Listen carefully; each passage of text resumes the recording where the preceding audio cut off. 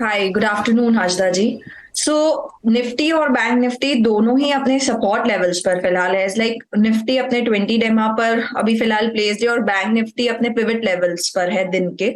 सो मुझे लग रहा है कि फर्दर सिंस ट्रेंड के साथ ही जाएंगे जब तक ट्रेंड पर कोई ब्रेकआउट नहीं आता है। तो रिस्क रिवॉर्ड वहीं फेवरेबल बनते हुए दिखते हैं। कंज्यूमर ड्यूरेबल से गोदरेज कंज्यूमर्स पर मुझे लगता है ये डिप जो भी आया है, फर्दर इसे आप डिक्लाइन अप टू 922 के लेवल्स तक बाय की एक अप्रोच रख सकते हैं। सो गोदरेज सीपी पर बाय करेंगे, 922 डिक्लाइन अप टू ये स्ट्रैटेजी रखेंगे। 914 का एक स्टॉप लॉस मेंटेन करना चाहिए। अपसाइड मुझे लगता है 934 938 के लेवल्स की तरफ Godrej CP can be the buy trade.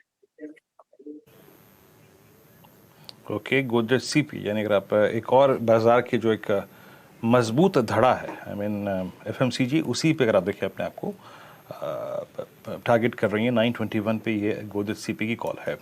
अब आते हैं बाजार की सबसे कमज़ोर कड़ी पे। Let's take HCL Technologies. राजेश अग्रवाल हमारे साथ कोलकाता स्टूडियो से मौजूद हैं। राजेश जी नमस्कार, कार्यक्रम में स्वागत है। राजेश जी, आज सुबह सवेरे इनफैक्ट इतने बड़े प्राइस डैमेज का आकलन या फिर पूर्वा अनुमान किसी ने नहीं किया था। एचसीएल टेक्नोलॉजीज अपनी गाइडेंस के लोअर एज पे शिफ्ट करने का व्यू शेयर करने के बाद आई थिंक ये जो damage HCL technologies in isolation and entire space में जो हुआ है, आप उसको कैसे रीड कर रहे हैं? और क्या ये अब आई थिंक एक बार जब अनसर्टिनिटी, अनिश्चितता आ जाती है तो वो काफ़ी समय तक प्रिवेल करती है, सस्टेन करती है, इसका अगले 1-2 महीने में प्रभाव क्या होगा आईटी स्टॉक्स पे? और आज जो प्राइस डैमेज हुआ है और जो आउटलुक एचसीएल टेक्नोलॉजीज ने शेयर किया है उसके बाद।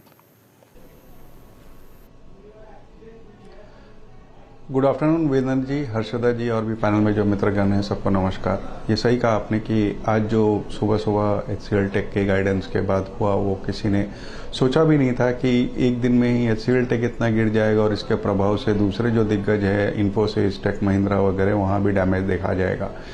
लेकिन ऐसा कुछ नया इन्होंने नहीं कहा जो कि बाजार नहीं जानता था। बाजार को पहले से पता था कि स्लो डाउन आ रहा है, यूएस यूरोप में रिसेशन की बातें हैं, प्राइसिंग प्रेशर है, मार्जिन्स पे प्रभाव पड़ सकता है और सबसे बड़ी बात बीएफएसआई सेगमेंट जो है वो थोड़ी सी कमजोर कड़ी साबित हो रहा है विदेशों में, जिसके कारण से जो टेक्नोलॉजी कंपनियां अपनी सर्विस प्रोवाइड करती हैं विदेशों में, वहाँ दिक्कत रहने वाली है।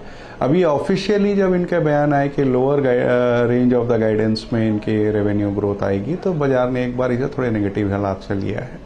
बट मुझे ये लगता है कि आने वाले दिनों में अगर हम इन्फोसिस या टीसीएस के जो नतीजे आए थे उन्हें देखें या आने वाले ग्रोथ की जो गाइडेंस उन्होंने दी थी उसे देखते हुए अगर ये गिरावट और थोड़ा गहराती है सोमवार को, तो मुझे लगता है एक बहुत अच्छी बाइंग का मौका रहेगा, खास करके इन्फोसिस और टेक महिंद्रा में। कारण इन्फोसिस के नंबर्स अच्छे आए थे, आगे आने वाले दिनों की भी उनकी गाइडेंस अच्छी है। और दूसरे टेक महिंद्रा की अगर बात करूं तो 5G के जो लॉन्चेस होने की बातें हो रही है उसके कारण से इन्हें एक बड़ा वहां से मुनाफा होने वाला है। तो ये दो कंपनियों पे हमारी नज़र है और गिरावट में हमारी खरीदारी की सलाह है।